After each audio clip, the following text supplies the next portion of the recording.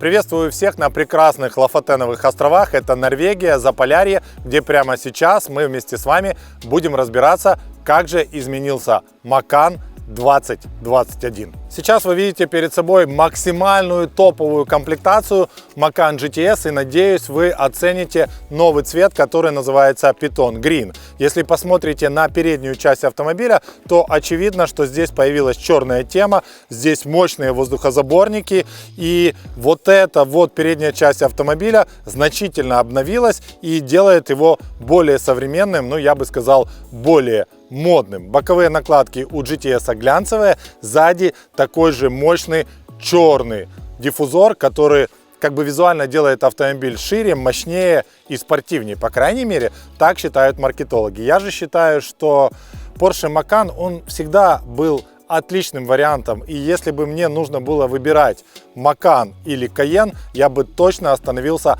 на топовой комплектации Macan, потому что это более спортивная история, более компактная история, и она точно не избыточная. Важные изменения заключаются в том, что вот эти вот спортивные зеркала и вот этот вот умный свет теперь вы получаете в стандарте во всех комплектациях Macan, Macan S и Macan GTS. Что касается колес, 21 для крутого GTS, для Macan S 20 и 19 для Macan обыкновенного условно. Но 19 это очень немало. Независимо от поколения, мне очень нравится этот спойлер и вот эта вот кнопочка, которая позволяет нам элегантно и очень просто открыть багажник.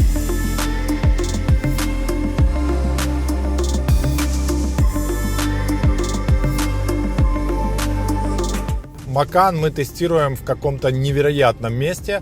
Это Норвегия, Лофотеновые острова. Несмотря на то, что они находятся за полярным кругом, здесь достаточно тепло. Ну как тепло? Вот вы видите, во что я одет.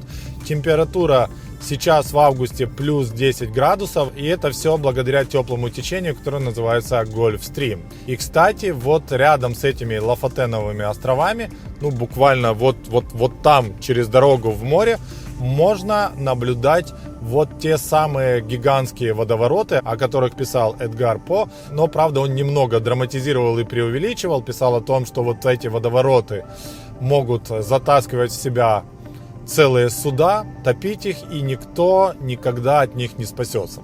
На самом деле водовороты большие, на самом деле они достаточно опасные для маленьких лодок, но для настоящего судоходства никаким препятствием не являются. Впрочем, все равно всем рекомендуют их обходить. Ну а туристы могут понаблюдать за вот этими водоворотами издалека, либо с борта самолета или вертолета. Лофотеновые острова — это огромное скопление очень живописных островов вулканического происхождения. И все эти острова соединены центральной дорогой. Сюда вгроханы какие-то гигантские деньги, потому что были построены не только дороги, были построены тоннели под водой, были построены мосты, были построены развязки. Все это десятки и сотни километров прекрасных дорог по невероятно живописным местам.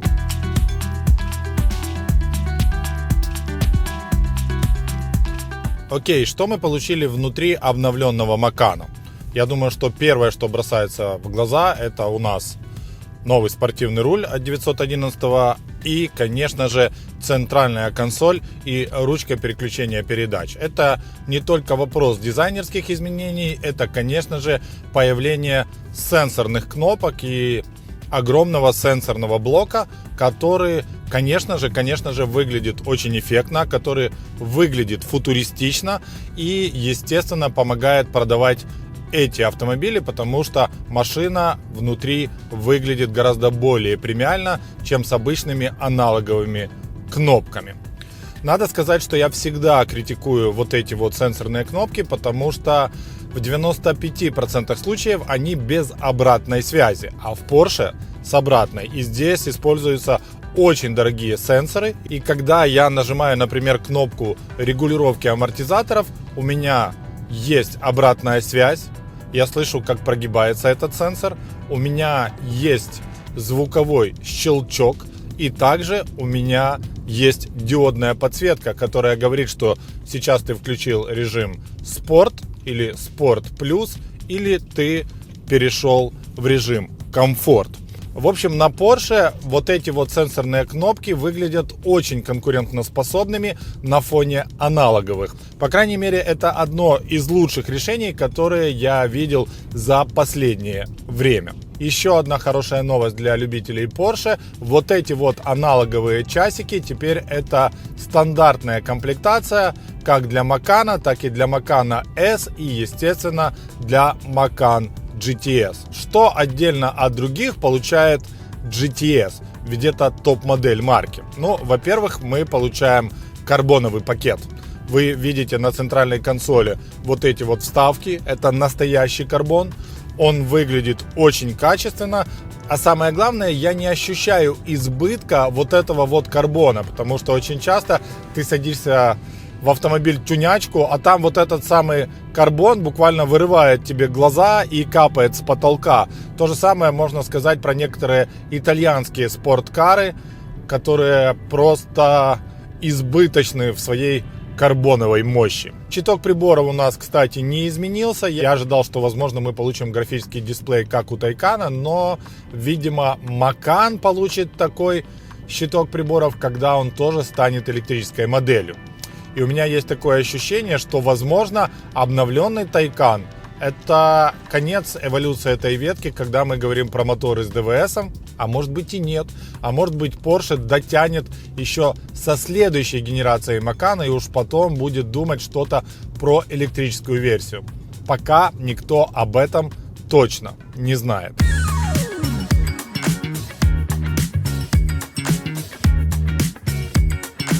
Естественно, GTS также получил модный салон. У нас водительское сиденье имеет 18 электрорегулировок. У нас наш салон называется Race Tex. Это комбинация кожи, комбинация алькантары. Ну и, конечно же, вы видите вышивку GTS на подголовниках в модном цвете питон. Green, насколько я помню, который разработан специально для версии Macan GTS. Если оценивать салон, то это хорошо узнаваемый Porsche, просто Macan теперь дотянули до стандарта топовых моделей. И, естественно, этот салон, из-за того, что появились вот такие большие блоки сенсорных кнопок, выглядит более лаконично. Ну, монитор больше 10 дюймов меня, естественно, более чем устраивает, потому что много мониторов не бывает.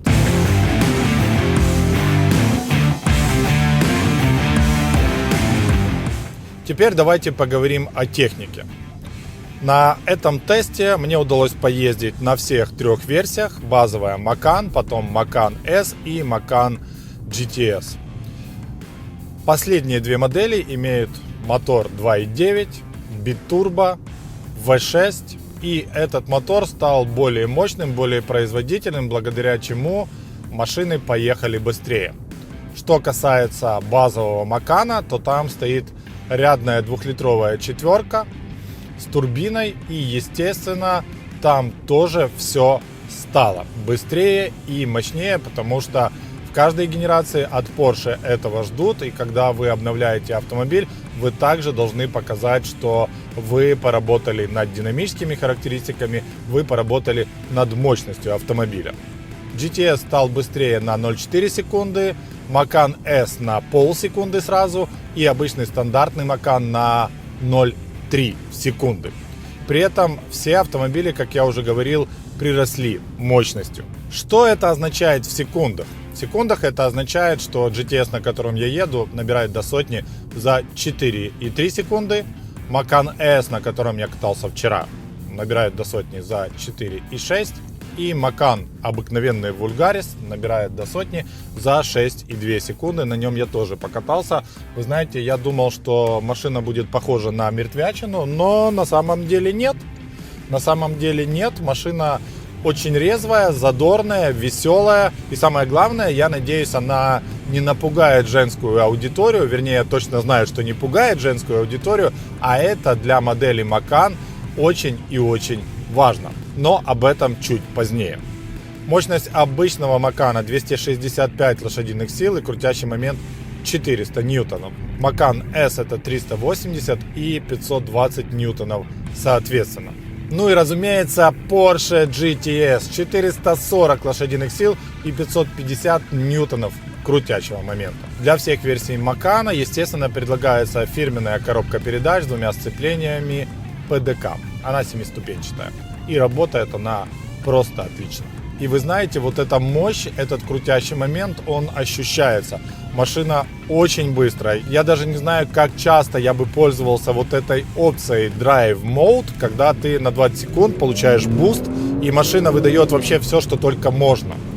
Она буквально выпрыгивает из-под тебя, потому что правильно, потому что здесь есть фирменная система полного привода, потому что здесь есть фирменная подвеска PASM с электрорегулируемыми амортизаторами, и здесь есть пневмоподвеска, и в GTS теперь она также может опускаться дополнительно на 10 мм. Таким образом мы получаем автомобиль, который еще лучше рулится. К тому же разработчики переработали вот эту самую подвеску и сделали ее жестче. На переднем мосту на 10%, на заднем мосту на 15%.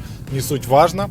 Сейчас я катаюсь по весьма закрученным, островным, узким дорожкам. И Макан здесь выглядит как настоящий спорткар. Не 911, разумеется. Но если мы будем сравнивать этот автомобиль с другими SUV-конкурентами, то на их фоне вот он будет замаскированным спорткаром, а все остальное будет выглядеть очень комфортным, либо излишне комфортным. Вот здесь надо сказать, что подвеска Макана, конечно, к какому-то особому комфорту не располагает. Если вы бросите монетку на дорогу и переедете ее с колесами, 21-ми колесами своего автомобиля, своего любимого Маканчика GTS, то вы точно поймете, это был орел или решка. Но в это же время эта самая жесткая подвеска помогает вам обуздать вот эту вот мощность, которая, еще раз повторю, разгоняет автомобиль за 4,3 секунды. При этом подвеска PASM является стандартной для GTS и стандартной для Macan S. Если мы говорим про обыкновенный Macan, там вот эта подвеска PASM будет опциональной, и помните об этом. Рекомендую ли я вот эту самую подвеску вам заказать? Да, конечно, это часть очарования этого автомобиля. С другой стороны, если для вас Macan это entry level, это вход в бренд, то в принципе вы можете смело стартовать с Macan, самого простого, самого базового, потому что даже самый простой Macan это все равно Porsche. И поверьте мне, что тот самый Porsche тоже сможет вас порадовать. При этом вы сами, эксплуатируя автомобиль, разберетесь, нужна ли вам пневмоподвеска, нуждаетесь ли вы в электрорегулировках амортизатора, хватает ли вам мощности 4-цилиндрового мотора, или все-таки нужно переходить на классику с V6. Обычный базовый Macan для вас это настоящий полигон, настоящий тестовый автомобиль, который позволит вам разобраться, что нужно апгрейдить, а что нет. В Украине и во всем мире об этом прекрасно знают, и поэтому я думаю, что 70% это будет обыкновенный Macan, а потом уже подтянутся гурманы, подтянутся коллекционеры Porsche, подтянутся люди, у которых уже есть Porsche, подтянутся люди, которые хотят поменять свой предыдущий Macan на следующий и как раз проапгрейдиться до GTS или Macan S. По моему мнению, Macan S это очень сбалансированный автомобиль, который вам предлагает и прекрасную комплектацию, и прекрасную управляемость, и достаточную мощность. Он всего на 0,3 секунды медленнее, чем GTS. И если вы не нуждаетесь в таких вот, знаете, дорогостоящих понтах, если вы не нуждаетесь в избыточной мощности, как мне кажется иногда, если вы не нуждаетесь в избыточной опциональности, вещами, которыми вы будете пользоваться 1 или 2 раза для того, чтобы показать друзьям, что у вас есть эта опция, то возможно, нужно остановиться на Macan S. Ну, а если вы, безусловно, человек бескомпромиссный, с не менее бескомпромиссным количеством денег, то вам, друзья, одна дорога. Macan GTS. Это автомобиль, который, называется, зашел в магазин и купил все, что на меня налезло. Вы не будете чувствовать в этом автомобиле себя обделенным, потому что в него установлено все и даже больше.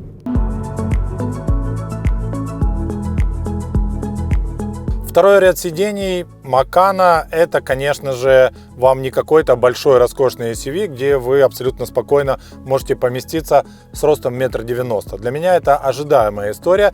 Тем не менее, мои ноги практически не упираются в спинку задних сидений, и моя голова практически не упирается в потолок. Крыша у нас алькантаровая.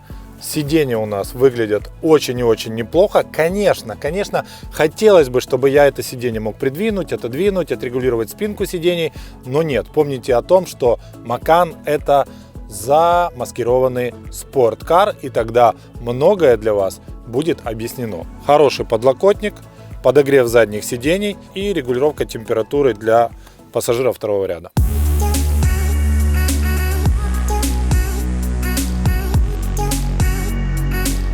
Сколько будет стоить Macan в Украине? Вся история будет стартовать с 1 миллиона 880 тысяч гривен. Это около 70 тысяч долларов. И, естественно, для Porsche это очень и очень недорого. И теперь понятно, почему этот автомобиль так важен для Porsche. Потому что он делает большие продажи. И это вход в семью Porsche, как они любят говорить, entry level. Почему и как? За 7 неполных лет Porsche умудрился продать 600 тысяч Маканов по всему миру. При этом 80% покупателей — это новые клиенты, это люди, которые пересели с других марок. Но самое интересное заключается в том, что более 50% покупателей этого автомобиля — женщины. А на китайском рынке этот процент вырастает до 60%. Поэтому теперь понятно, почему Porsche так трепетно работает с новыми цветами, почему для новых моделей у нас появилось дополнительных 3 цвета и почему этих цветов как минимум 14. Кроме всего прочего, конечно же, за отдельные деньги вы можете заказать свой индивидуальный цвет, но это уже будет стоить, наверное, как половина стоимости Макана. Тем не менее, такая возможность у вас есть.